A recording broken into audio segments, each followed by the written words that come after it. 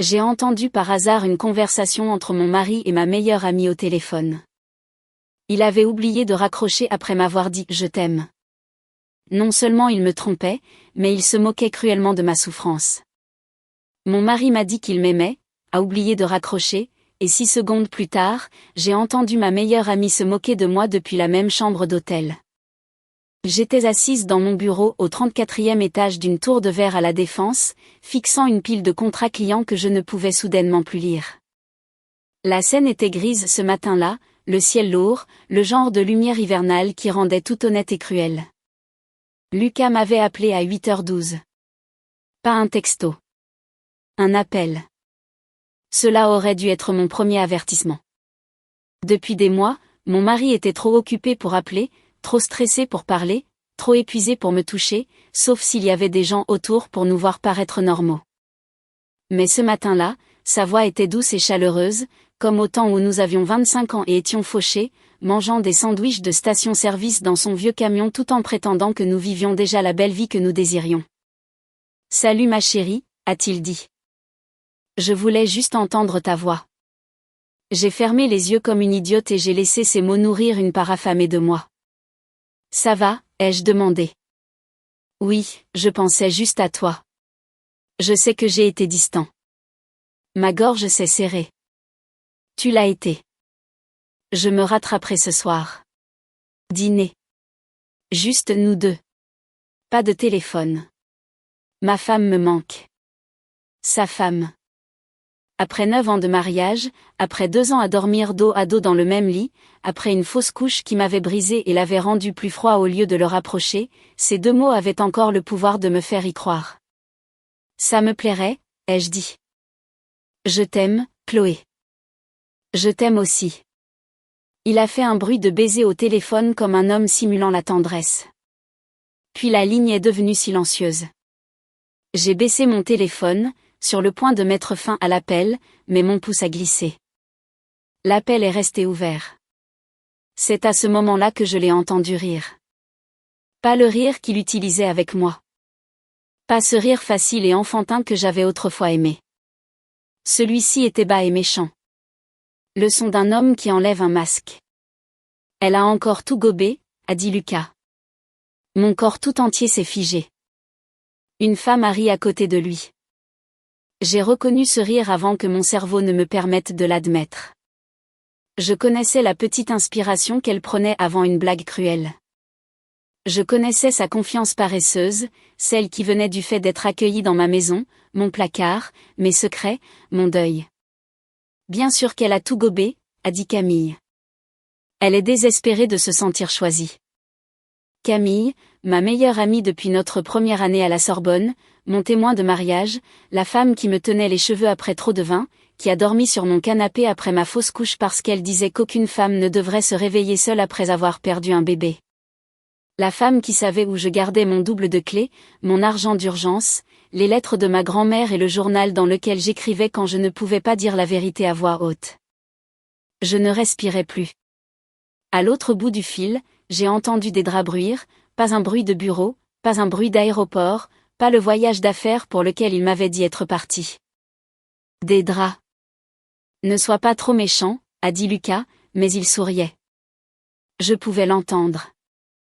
Oh, s'il te plaît, a dit Camille. Elle s'est construit toute une personnalité autour du rôle de l'épouse blessée. Si jamais elle arrêtait de pleurer dans ce stupide journal, elle remarquerait peut-être ce qui est juste sous son nez. Ma main s'est crispée sur le téléphone jusqu'à ce que mes jointures me fassent mal. Lucas a gloussé. Elle ne le fera pas, Chloé ne voit que ce qu'elle a besoin de voir. Ce dont elle a besoin, c'est d'un psy et d'un indice. Ils ont ri tous les deux alors, de moi. Des nuits où je m'étais assise sur le sol de la salle de bain parce que Lucas disait qu'il ne pouvait plus parler du bébé. Des matins où Camille apportait le café et me disait que j'étais toujours belle. De chaque dîner où leurs genoux se frôlaient sous ma table pendant que je remplissais leur verre de vin comme une idiote. J'ai voulu hurler. J'ai voulu dire, je peux vous entendre. J'ai voulu déchirer le monde de mes propres mains. Mais quelque chose de plus froid que la rage m'a traversé, la clarté. Si je parlais, il paniquerait. Il mentirait. Il me traiterait d'instable. Camille pleurerait la première. Lucas deviendrait doux. Et d'une manière ou d'une autre, avant le dîner, il me ferait m'excuser d'avoir mal compris. Alors je suis restée silencieuse. Tu penses qu'elle se doute de quelque chose, a demandé Camille. Non, a dit Lucas. Elle est trop occupée à essayer de sauver un mariage qui est terminé depuis longtemps. Cette phrase a fait ce que le rire n'avait pas pu faire. Elle a tué quelque chose. Pas mon amour. Celui-ci mourait lentement depuis des années. Elle a tué mon besoin d'être choisie par lui. J'ai mis fin à l'appel, mon pouce ne tremblant qu'une seule fois. Pendant une longue minute, je suis restée assise là, dans mon bureau, le téléphone sur mes genoux. Sur mon bureau se trouvait une photo encadrée de notre mariage. Moi et Lucas en smoking noir, Camille derrière nous avec une main sur chacune de nos épaules comme si elle nous bénissait. J'ai retourné le cadre. Puis j'ai enlevé mon alliance. Je ne l'ai pas jetée. Je n'ai pas pleuré dessus. Je l'ai posé à côté de mon téléphone, le diamant captant la froide lumière du matin, et j'ai fixé les deux objets comme s'ils venaient de témoigner contre le même homme. Ce soir-là, Lucas est rentré avec des roses blanches et des plats à emporter de mon restaurant thaïlandais préféré dans le Marais. Il est entré, portant le manteau bleu marine que je lui avais acheté pour Noël, sentant légèrement le cèdre, le savon et un parfum que j'avais un jour complimenté sur Camille. « Salut », a-t-il dit, en soulevant le sac. « Offrande de paix. » Je l'ai regardé. Ses cheveux étaient humides d'une douche qu'il n'avait pas prise chez nous. Il y avait une petite marque rouge près de sa clavicule, à moitié cachée par sa chemise. Il s'est avancé vers moi comme si rien dans l'univers n'avait changé. Je l'ai laissé m'embrasser le front. Ses lèvres semblaient être une preuve. « Ça va ?» a-t-il demandé.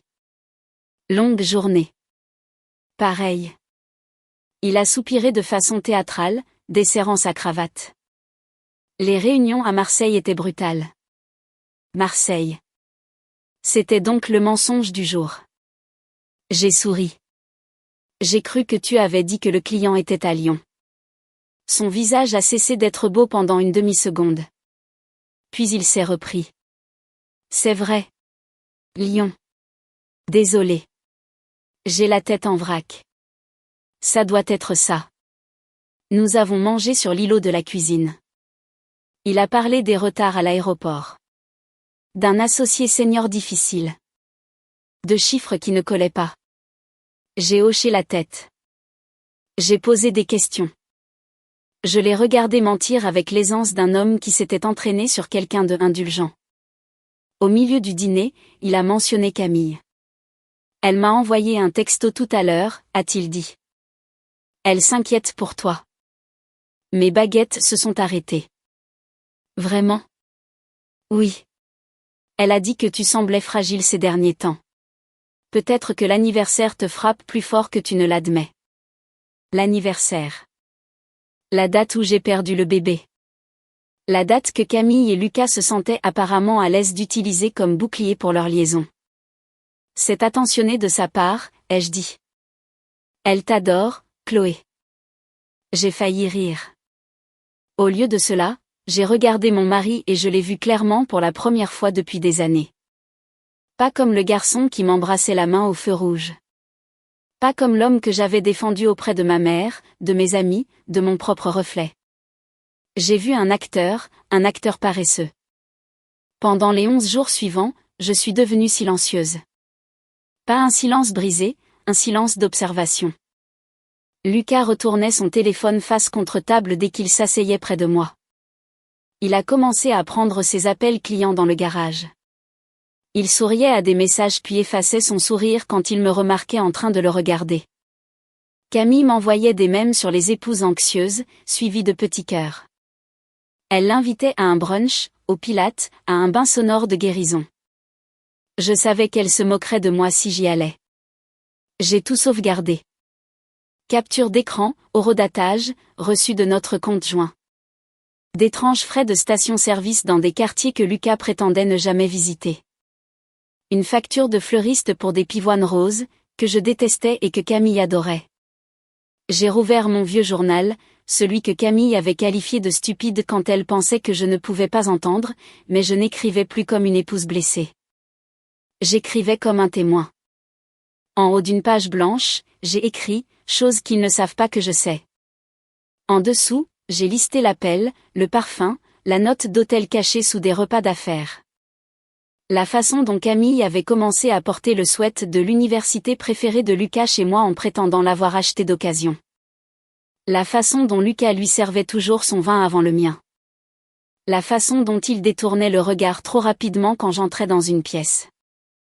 La façon dont mon deuil avait constitué le rideau parfait. Ce vendredi-là, nous avons organisé un dîner pour notre groupe habituel. J'ai failli annuler, mais j'ai réalisé que j'avais besoin de les voir jouer leurs pièces ensemble. Camille est arrivée dans un chemisier en soie crème et du rouge à lèvres, portant une bouteille de champagne qu'elle a dit être pour Chloé, parce qu'elle mérite des paillettes. Elle m'a serré trop fort dans ses bras. Ma chérie, a-t-elle murmuré dans mes cheveux. Je l'ai serré tout aussi fort. Ma chérie, ai-je murmuré en retour. Son corps s'est raidi. Pendant le dîner, Lucas était assis en bout de table. J'étais assise à l'autre bout. Camille s'est placée entre lui et un banquier nommé Nicolas, assez près pour que son genou disparaisse sans cesse sous la table. Tout le monde riait d'une désastreuse histoire de vacances ridicule quand Lucas a tendu la main vers la corbeille à pain et que Camille a fait de même au même moment. Leurs doigts se sont touchés. Cela a duré moins d'une seconde. Personne d'autre n'a remarqué. Moi si. Nicolas a levé son verre. Je jure que vous deux, on dirait que vous partagez un seul cerveau. La table a ri.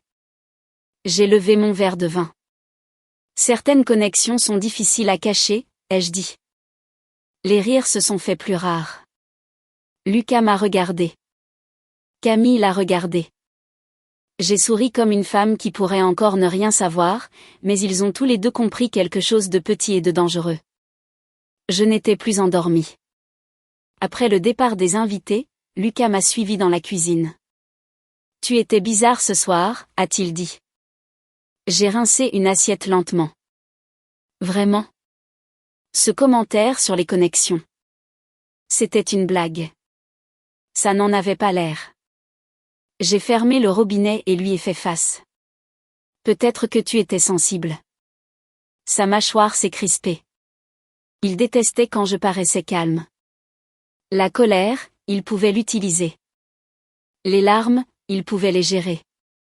Le calme ne lui donnait aucune prise. Je m'inquiète pour toi, a-t-il dit. Voilà l'ouverture douce du piège. Tu n'arrêtes pas de dire ça. Parce que c'est le cas. Tu as été distante, suspicieuse, pas toi-même. Peut-être que je suis en train de devenir moi-même. Il m'a regardé comme si j'avais parlé une langue qu'il n'aimait pas.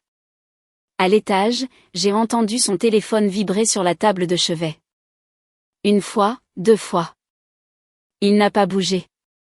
J'ai souri. Quelqu'un a besoin de toi. Il n'a pas répondu. Cette nuit-là, j'ai dormi dans la chambre d'amis. Je lui ai dit que j'avais mal au dos. Il ne s'est pas opposé. Le matin, il y avait une nouvelle douceur dans sa voix, trop polie pour être réelle. Chloé, a-t-il dit depuis l'embrasure de la porte. Nous devons parler. J'ai fermé mon ordinateur portable.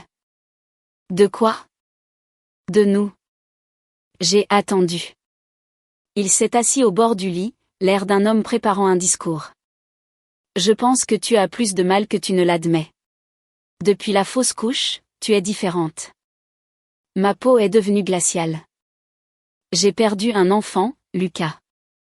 Je sais. Non, tu ne sais pas. Ses yeux se sont durcis un instant.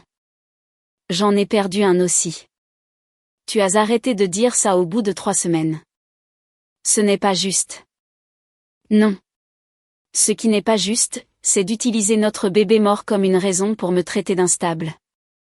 Il s'est levé. Je n'ai pas dit instable. Tu étais sur le point de le faire. Il a détourné le regard et voilà. Le plan sous la liaison. Il ne faisait pas que me trahir. Il préparait une histoire à mon sujet. Chloé la fragile. Chloé la paranoïaque. Chloé toujours en deuil.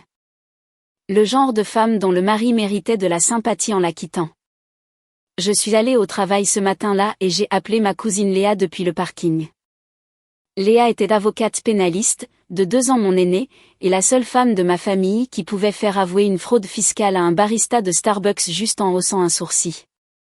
J'ai besoin de te dire quelque chose, ai-je dit. À quel point c'est grave? Mon mari couche avec Camille. Silence. Puis, de la voix la plus plate que je lui ai jamais entendue, Léa a dit, j'arrive ce soir.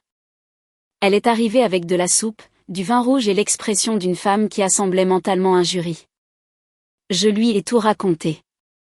L'appel ouvert, les rires, la chambre d'hôtel, le dîner, les commentaires de Lucas sur mon deuil, les messages de Camille, les reçus. Léa n'a pas interrompu une seule fois. Quand j'ai eu fini, elle a posé son verre de vin. Chloé, j'ai besoin que tu m'écoutes attentivement. Ne les confronte pas encore. Je sais. Non, je veux dire légalement. S'il construit déjà un récit selon lequel tu es émotionnellement instable, alors il ne fait pas que te tromper, il se positionne pour le divorce, pour l'argent, la réputation, peut-être tes parts dans l'entreprise, peut-être la maison. Peut-être tout ce qu'il pense pouvoir prendre. Mon estomac s'est noué. La maison. La maison de ma grand-mère. Techniquement, elle m'avait été léguée avant le mariage, mais Lucas avait passé des années à me pousser à la refinancer, à la rénover, à la rendre nôtre. J'avais payé la majeure partie. Il s'en vantait comme un copropriétaire lors des fêtes. J'ai besoin d'un avocat, ai-je dit. Tu en as besoin de 2. Un pour le divorce et un pour les finances.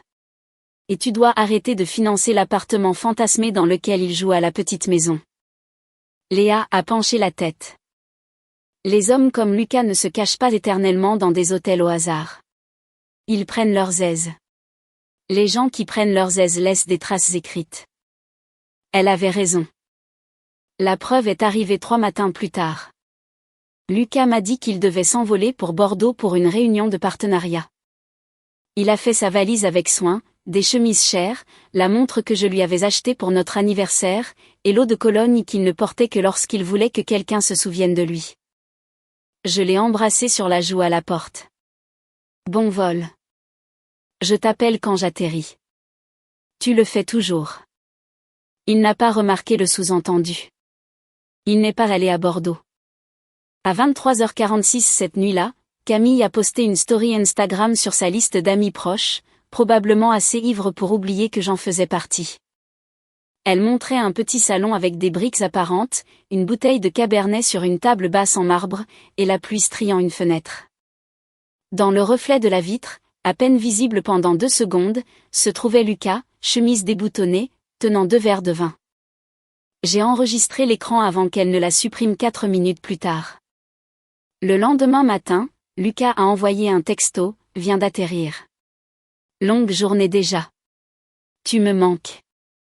J'ai fixé ces mots pendant un long moment. Puis je suis allée de son côté du placard. Je ne cherchais pas à trahir sa vie privée. Je cherchais à cesser de trahir ma santé mentale. Et au fond d'une boîte à chaussures, sous de vieux dossiers fiscaux, j'ai trouvé un bail plié. Un appartement au canal Saint-Martin.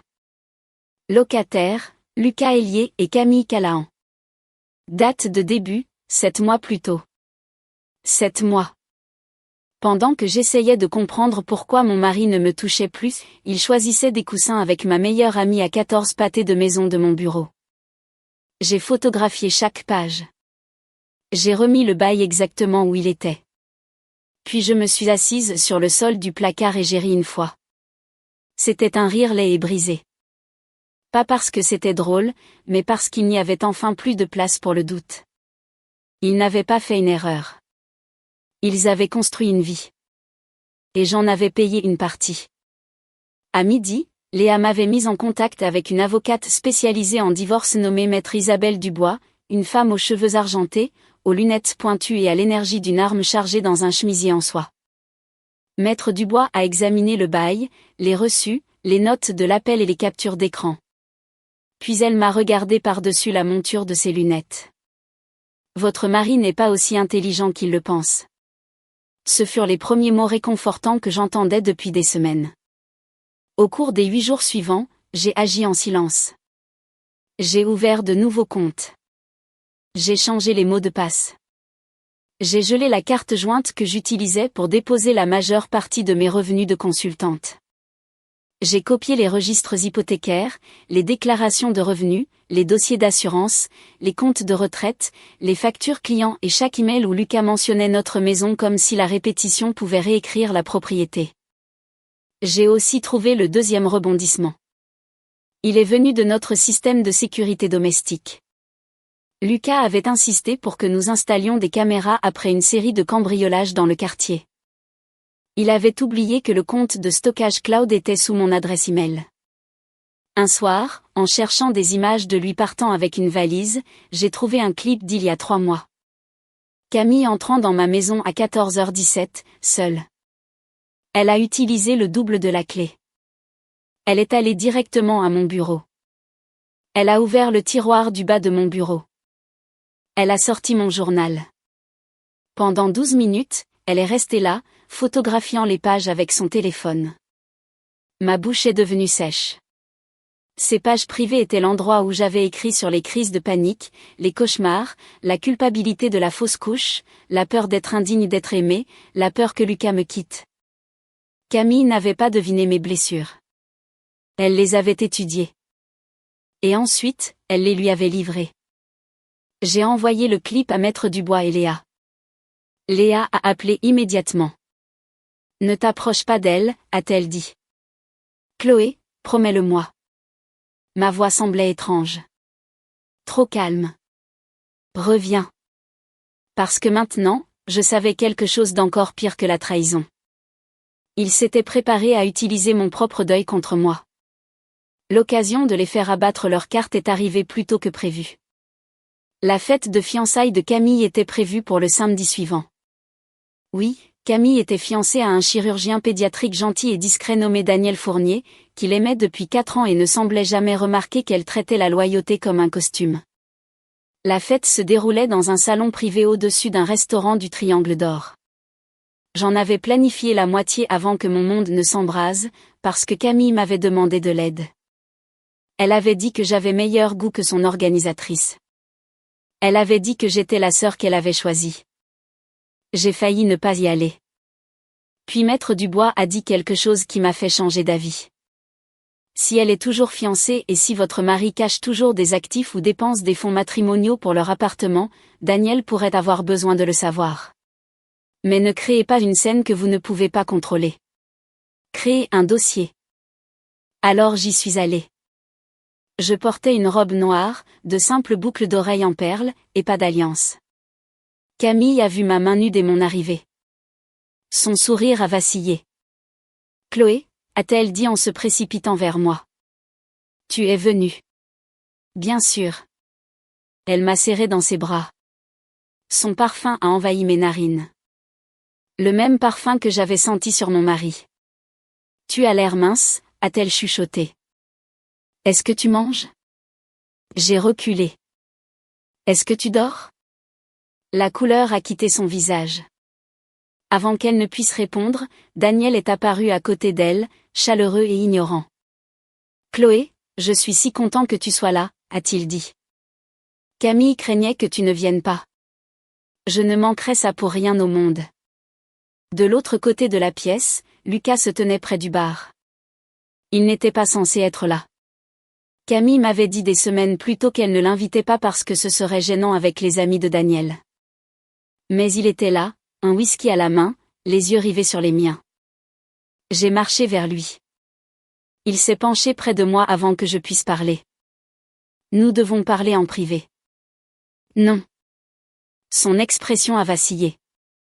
Chloé, ne fais pas ça ici. Faire quoi? Tu sais quoi? J'ai souri. Ah oui? Sa voix s'est faite plus basse. Tu as fouillé dans mes affaires. Et toi, tu as fouillé dans ma vie. Ses yeux sont devenus plats. Pour la première fois, le mari adorable avait complètement disparu. Tu ne penses pas clairement, a-t-il dit. Voilà encore le récit. J'ai laissé mes yeux se remplir de larmes. Pas des fausses. De vraies larmes que j'avais économisées par accident. Tu as raison, ai-je dit doucement. Peut-être que non. Son visage a changé. Il pensait avoir trouvé la porte. C'est tout ce que je dis, a-t-il murmuré. Tu as traversé tellement de choses. C'est vrai. Et si tu portes des accusations dans cet état, les gens pourraient mal comprendre. J'ai regardé par-dessus son épaule. Camille nous regardait. Daniel regardait Camille. Parfait. J'ai sorti une enveloppe de ma pochette. J'ai apporté quelque chose pour la marier. La main de Lucas s'est abattue, agrippant mon poignet. Trop fort. Je n'ai pas retiré ma main.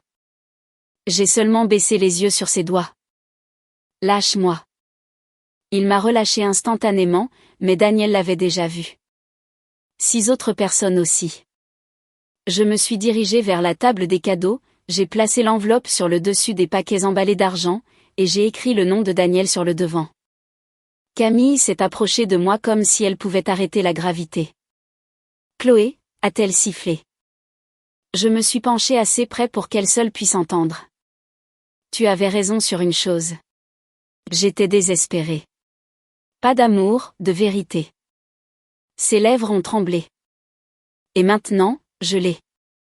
Je suis sortie avant que l'enveloppe ne soit ouverte. Ce n'était pas une vengeance. C'était un tir de semonce. La véritable explosion a eu lieu 2 jours plus tard. Daniel m'a appelé d'un numéro inconnu. Sa voix sonnait comme si on lui avait retiré le sol sous les pieds. Est-ce que c'est vrai, a-t-il demandé. Je suis désolé. Le bail, la vidéo, ton journal. J'ai fermé les yeux. Oui.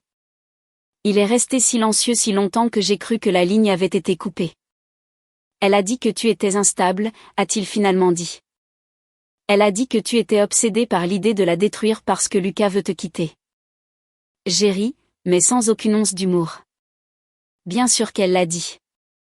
Elle a aussi dit que tu avais falsifié le bail. Je peux t'envoyer les coordonnées du propriétaire. Je l'ai déjà appelé. Mon souffle s'est coupé. Il a confirmé, a dit Daniel. Les 2 noms, le même appartement, 7 mois. Je me suis assise lentement. Je suis désolée, ai-je chuchoté à nouveau. Non, a-t-il dit. C'est moi qui suis désolée. Elle a pleuré auprès de moi à propos de ta fausse couche. Elle m'a fait me sentir coupable de questionner pourquoi elle était toujours chez toi. Puis sa voix s'est brisée. Elle utilisait ta douleur comme couverture. Après cet appel, le monde s'est accéléré. Daniel a annulé le mariage.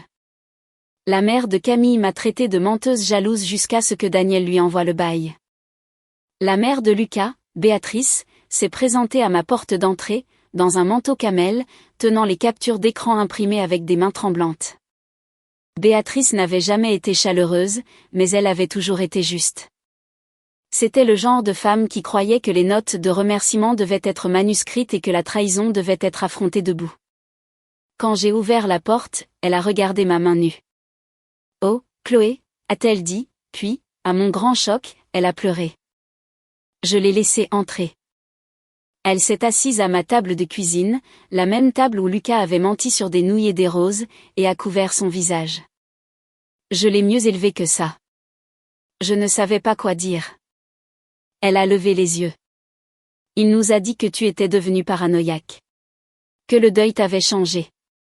Il a dit qu'il restait parce qu'il ne voulait pas abandonner une femme brisée. Les mots sont entrés en moi comme de l'eau glacée. Une femme brisée. C'était l'histoire qu'il avait vendue. Pas seulement à lui-même, à sa famille, au monde. Béatrice a tendu la main sur la table et a pris la mienne. J'ai cru une partie de tout ça, a-t-elle admis. Et j'ai honte. Cette honnêteté faisait plus mal que le déni n'aurait pu le faire.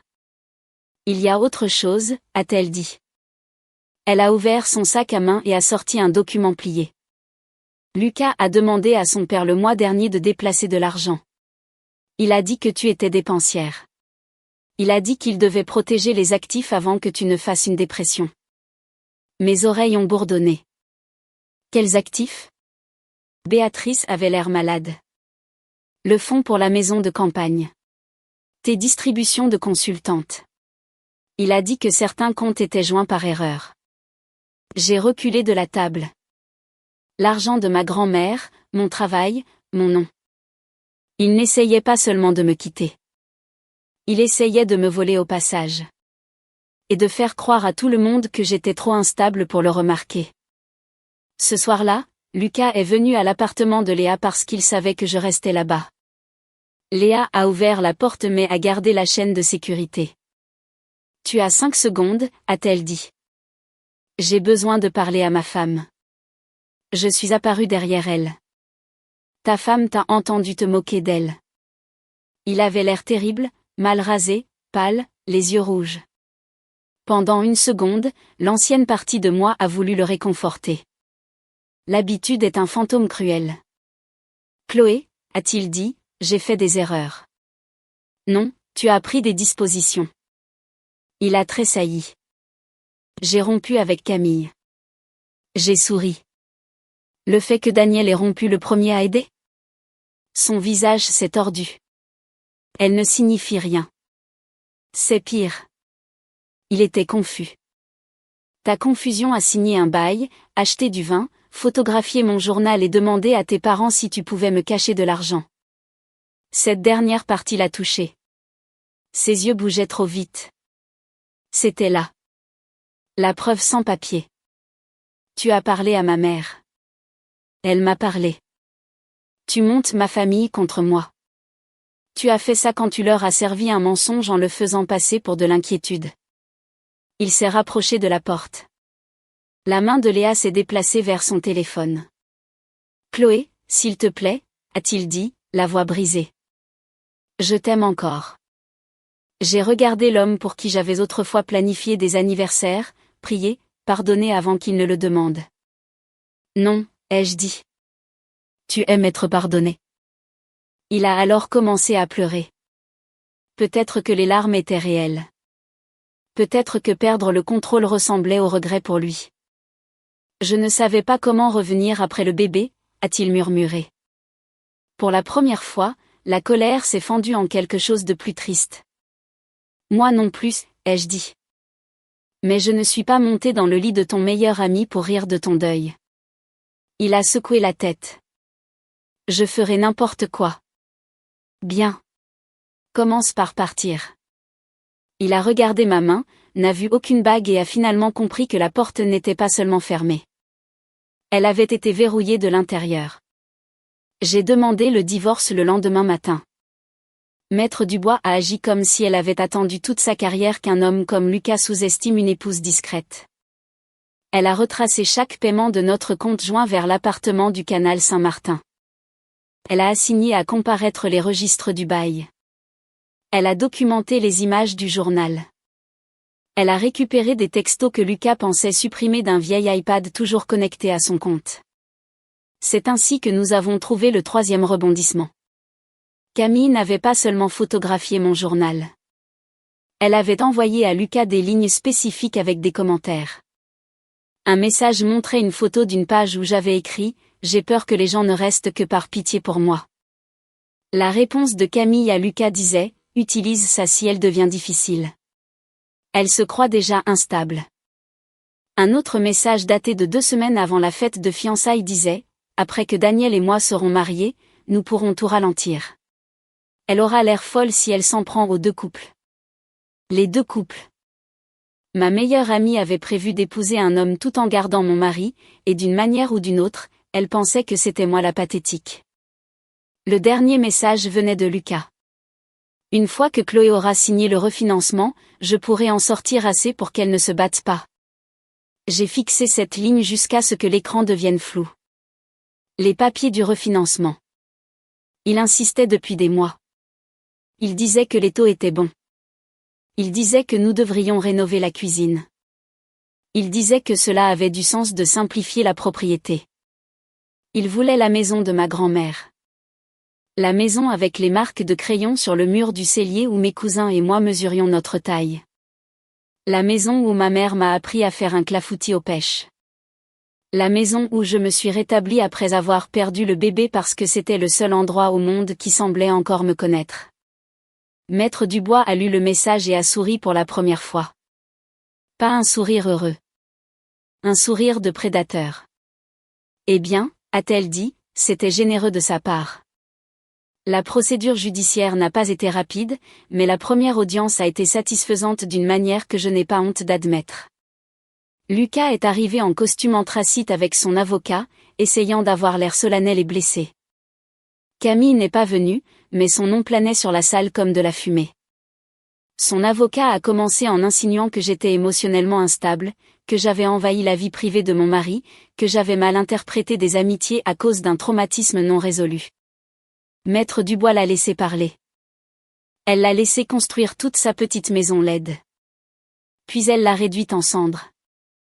Elle a soumis le bail, les paiements, les images de sécurité de Camille entrant dans ma maison et photographiant mon journal, les notes de l'appel ouvert, les messages où Camille coachait Lucas pour utiliser mon deuil contre moi, le texto sur le refinancement, et puis... Parce que Maître Dubois croyait au théâtre quand le théâtre servait la justice, elle a diffusé un clip de notre sonnette vidéo, Lucas agrippant mon poignet à la fête de fiançailles de Camille en me disant de ne pas faire de scène. La salle est devenue silencieuse. L'avocat de Lucas a cessé de me regarder comme une femme fragile et a commencé à regarder son propre client comme un problème. Lorsque le juge a ordonné des mesures de contrainte financière temporaire et l'usage exclusif de la maison pour moi, le visage de Lucas est devenu gris. Mais le meilleur moment est arrivé à l'extérieur de la salle d'audience. Béatrice attendait dans le couloir. Lucas s'est dirigé vers elle comme un enfant cherchant un abri. Elle a reculé. « Maman », a-t-il dit. Elle l'a regardé avec un chagrin que je comprenais trop bien. « Tu n'as pas seulement trompé ta femme », a-t-elle dit. « Tu as essayé de l'enterrer avec sa propre douleur. »« Maman, s'il te plaît. »« Non. » Sa voix tremblait, mais ne s'est pas brisée. « Ton père et moi ne t'aiderons pas à prendre un seul euro à cette femme. » Il avait l'air abasourdi. C'était ça, le truc avec les hommes comme Lucas. Il croyait que l'amour des femmes était infini, surtout celui d'une mère, surtout celui d'une femme. Il n'imaginait jamais que l'amour pouvait rester réel et pourtant refuser de les protéger des conséquences. Camille a essayé de me voir une fois. C'est arrivé 3 mois plus tard, après que Daniel eut déménagé de leur appartement commun, après que son cercle social se fut discrètement effondré, après que Lucas eut cessé de payer la moitié du loyer du canal Saint-Martin parce que Maître Dubois l'avait gelé comme un insecte sous verre. Je venais de finir de parler à un brunch de réseautage pour femmes. Le sujet était la reconstruction après la trahison, bien que je n'ai jamais utilisé le nom de Lucas. Je n'en avais pas besoin. Les femmes connaissent la forme de certaines histoires, même lorsque les détails changent. Camille attendait près des ascenseurs. Elle paraissait plus petite que dans mon souvenir. Pas de rouge à lèvres, pas de chemisier en soie, juste des yeux gonflés et un manteau beige mal boutonné. « Chloé », a-t-elle dit. Mon corps a réagi avant mon cœur. Épaules tendues, souffle court, chaque nerf se souvenant du son de son rire. J'ai continué à marcher. « S'il te plaît », a-t-elle dit. J'ai besoin de tourner la page. Cela m'a fait m'arrêter. Je me suis retournée. C'est toi qui as besoin de tourner la page ? Elle a dégluti. Je sais que je t'ai fait du mal. Non, Camille. Tu m'as étudié, utilisé, volé, puis tu as appelé ça me faire du mal parce que ça sonne plus doux. Les larmes ont rempli ses yeux. J'étais seule. Je l'ai fixé. Les gens seuls prennent un chien. Ils ne prennent pas un appartement avec le mari de leur meilleur ami. Sa bouche a tremblé. Je l'aimais. Alors tu aurais dû me le dire. J'avais peur de te perdre. Cette fois, j'ai ri. Ça nous a surprises toutes les deux. Tu avais peur de perdre la femme dont tu as utilisé la clé de maison pour photographier son chagrin ? Elle a baissé les yeux. Je ne pensais pas que ça irait aussi loin. C'est un autre mensonge. Tu avais prévu que ça aille plus loin. Tu voulais que je doute de moi-même pendant que tu épousais Daniel et gardais Lucas à tes côtés. Ses yeux se sont levés d'un coup, donc elle savait que j'avais les textos. Bien. J'ai besoin que tu me pardonnes, a-t-elle chuchoté. Je ne peux pas guérir si tu me détestes. L'ancienne Chloé aurait pu s'adoucir. L'ancienne Chloé portait la douleur des autres comme un devoir moral. Mais je n'étais plus l'ancienne Chloé. Ta guérison ne peut pas dépendre de la femme que tu as trahie. Nous étions des sœurs. Non, ai-je dit doucement. Les sœurs ne mémorisent pas tes blessures pour pouvoir mieux viser. Elle a couvert sa bouche. Pendant une seconde, j'ai vu la fille qu'elle était à 19 ans, assise en tailleur sur le sol de ma chambre d'étudiante, se peignant les ongles avec mon vernis, me disant qu'aucun homme ne se mettrait jamais entre nous. Peut-être que cette fille avait été réelle. Peut-être qu'elle s'était toujours entraînée. Cela n'avait plus d'importance. Me pardonneras-tu un jour, a-t-elle demandé. Je l'ai regardée un long moment. Peut-être qu'un jour j'arrêterai de saigner en me souvenant de toi. Mais ça ne veut pas dire que tu auras à nouveau une place dans ma vie. Puis je suis entrée dans l'ascenseur et j'ai laissé les portes se fermer sur son visage. Le divorce a été prononcé 9 mois après l'appel qui a tout déclenché. J'ai gardé ma maison. J'ai gardé mes parts de société. J'ai gardé ma retraite. Lucas a gardé ses costumes, ses dettes et le bail de l'appartement qui était devenu l'erreur la plus chère de sa vie. Camille a perdu Daniel, la compte du lieu de mariage, la plupart de ses amis, et finalement l'appartement aussi. J'ai entendu dire qu'elle avait déménagé sur la Côte d'Azur pour un nouveau départ, ce qui ressemblait exactement à Camille. Nouvel endroit, même miroir. Lucas a tenté une dernière fois après l'audience finale. Il a attendu devant le palais de justice sous la pluie, tenant mon alliance dans sa paume. Je ne sais pas quand il l'avait prise dans la chambre. Peut-être le jour où je suis partie. Peut-être qu'il la portait comme un accessoire. Chloé, a-t-il dit. Puis-je te la rendre? J'ai regardé l'alliance. Pendant des années, j'ai pensé que ce diamant était la preuve que quelqu'un m'avait choisi. Maintenant, il ressemblait à une petite menotte brillante. Non, ai-je dit. Son visage s'est décomposé. Elle est à toi. Elle l'était. Qu'est-ce que je suis censée en faire? J'ai resserré mon manteau. Apprends que certaines choses ne reviennent pas juste parce que tu as finalement remarqué qu'elles ont disparu. Il m'a fixé, la pluie glissant sur son visage, se mélangeant aux larmes qu'il voulait que je voie. Je t'ai aimé, a-t-il dit. Je l'ai cru. Ça m'a surprise. Je croyais qu'il m'aimait de la manière dont les gens égoïstes aiment les belles pièces, les chiens fidèles, les chansons d'enfance, des choses qui leur font du bien sans trop en demander. Mais il ne m'avait pas honoré. Et l'amour sans honneur n'est qu'un appétit déguisé. Je t'ai aimé aussi, ai-je dit. Ses yeux se sont levés, pleins d'espoir et ruinés. Et c'est pourquoi ce que tu as fait était important. Je suis partie avant qu'il ne puisse répondre. La guérison ne ressemblait pas à un montage de film. Elle ressemblait à dormir pendant des heures et appeler ça un progrès. Elle ressemblait à changer les serrures, puis pleurer parce que la maison semblait trop silencieuse. Elle ressemblait à jeter les tasses que Lucas aimait et à garder la poêle en fonte parce que je l'aimais davantage. Elle ressemblait à aller en thérapie tous les mardis et à apprendre à dire la phrase que je détestais le plus. J'ai été trahie, mais je n'étais pas stupide. Mon thérapeute, le docteur Martin, m'a demandé une fois de lire un passage du journal que Camille avait photographié. J'ai choisi la première page après l'appel ouvert. Quand j'ai eu fini, il a demandé « Que ressentez-vous envers la femme qui est restée assise là et a continué à écouter ?» Je m'attendais à dire de la pitié. Au lieu de cela, j'ai dit « de la fierté ». Le docteur Martin a hoché la tête. Pourquoi? Parce qu'elle n'a pas craqué devant eux.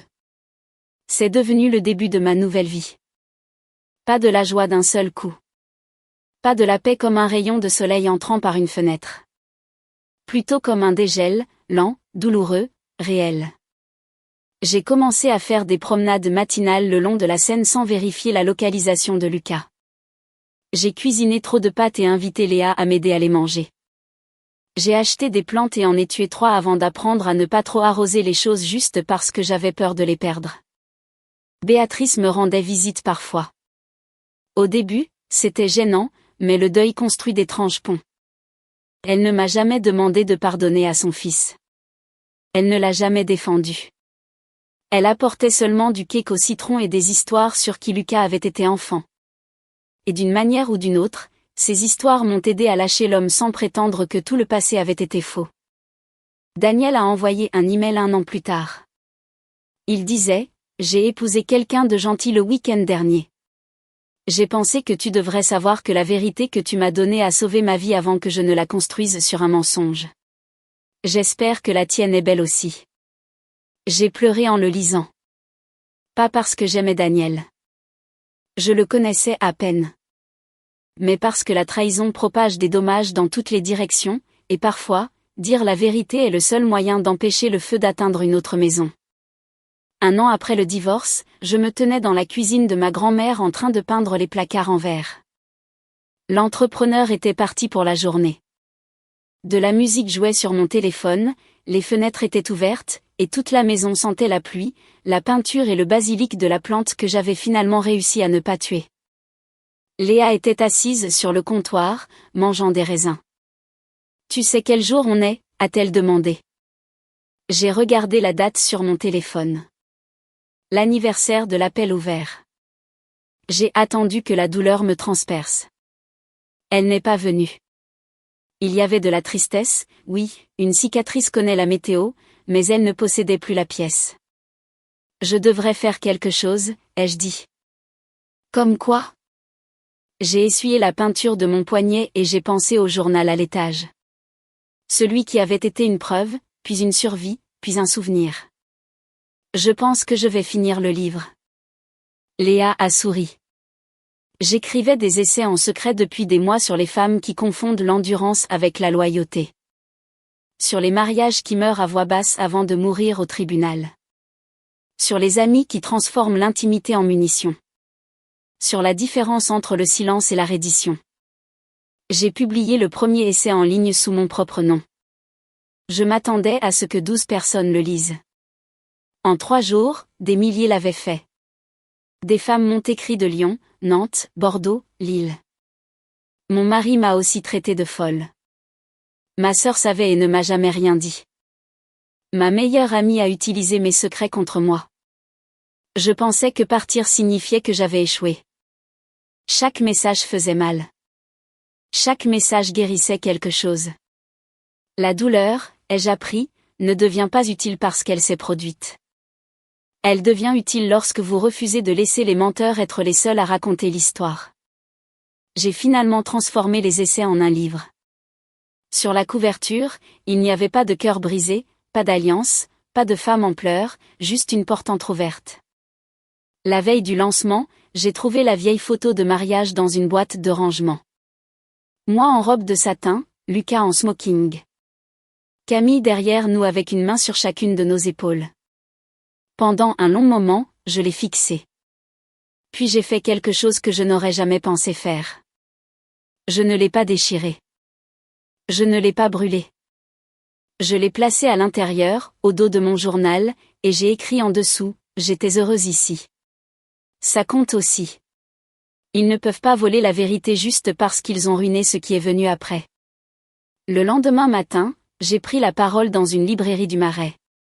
Chaque chaise était occupée. Certaines femmes se tenaient le long des murs.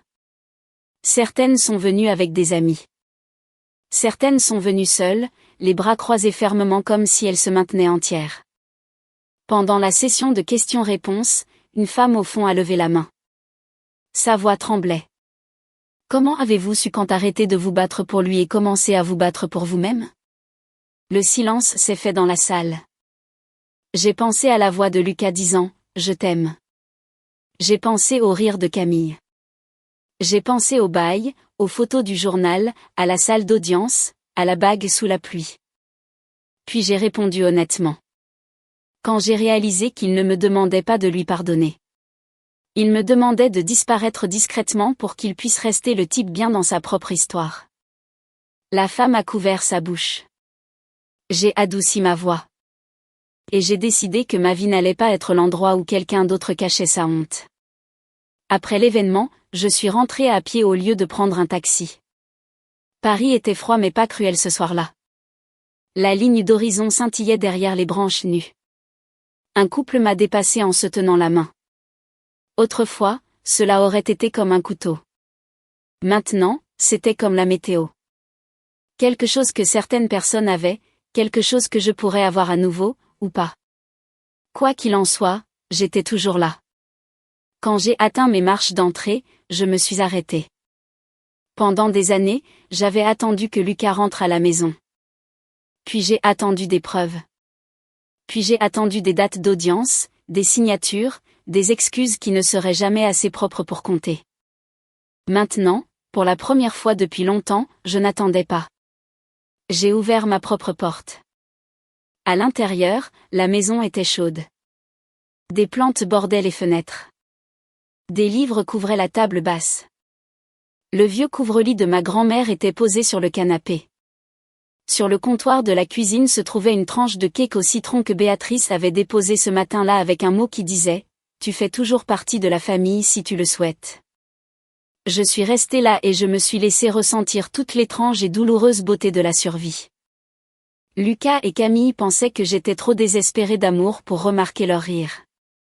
Ils ont mal compris les femmes blessées. Une femme blessée peut pleurer. Elle peut supplier.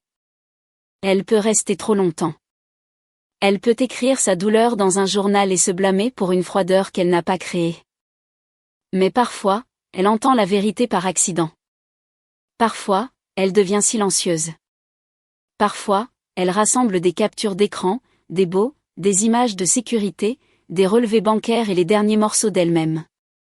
Parfois, elle rend une bague sans la jeter.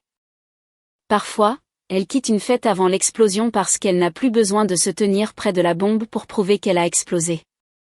Et parfois, après avoir perdu 2 personnes qu'elle aimait, elle découvre la seule personne qu'elle n'a pas perdue, elle-même. J'ai verrouillé la porte derrière moi, posé mes clés dans le bol bleu près de l'entrée, et j'ai ri doucement. Pas de quelqu'un, pas comme ils avaient ri de moi. J'ai ri parce que la maison était à moi, la nuit était à moi, le silence était à moi, et mon cœur, après tout ce qu'il lui avait fait, battait toujours comme s'il ne leur avait jamais appartenu.